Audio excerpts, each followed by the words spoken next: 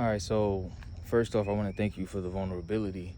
And, this is something I feel like a lot of us have went through, or for some people, they're going through it right now.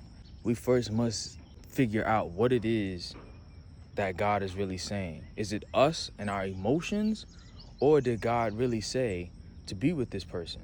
I know for me, in my personal experience, I thought God told me to be with that individual, but he didn't. How did I know he didn't? One day I actually prayed to God and told him, if we're not to be together, then God, I want you to destroy this relationship. And I always joke about it because after I said that prayer at nighttime. I woke up the next morning and I was a single man. But even if that never happened, I should have been able to look at the fruit of the relationship. Was this person getting me closer to God or pulling me from God?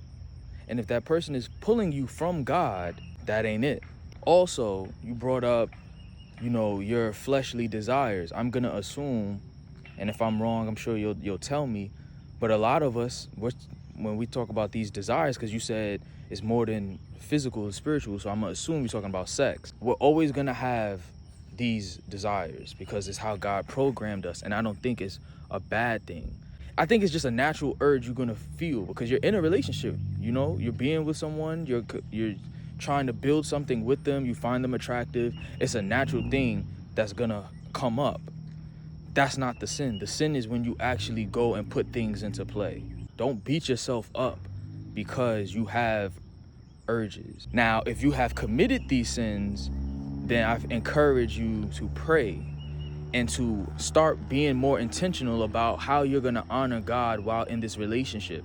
And if this person is having issues with it to the point that they're not willing to buy in, then you got to cut them off. Like I said, are they pulling you from God or are they helping you get closer to God? And if you love the Lord and this person doesn't, you are already unequally yoked. There's no point in it's either they gonna get on the plane or they gonna get flown over. I encourage you to definitely pray, continue to seek the Lord's will for you in that relationship. And I believe he's not gonna not answer you because you're his child. Also, when we say or think, the feeling is beyond physical, it's spiritual. There's one way, and it's really the only way to confirm this feeling. Don't have sex. When you don't have sex, you're gonna see what your relationship is truly about. You're gonna see what your partner is really about. Like with my wife, when we were dating, I had to start telling her, I gotta leave at 8:30. As soon as we finish dinner, I'm dropping you off and I'm dipping. Because if I stay any longer, it's gonna be a problem. So that's what I mean by being more intentional. Stay in public places. Stay at your mom and dad's crib with the door open. Certain things like that. To confirm what you feel about whether or not it's more than physical, like I said in that clip, sex will blind you. And you're gonna think a lot of things. For all I know, y'all could be having sex now, and you're saying this, but the lust is making you say this. You think that is that. There's only one way to confirm it, and that's by not having sex. And you could do it.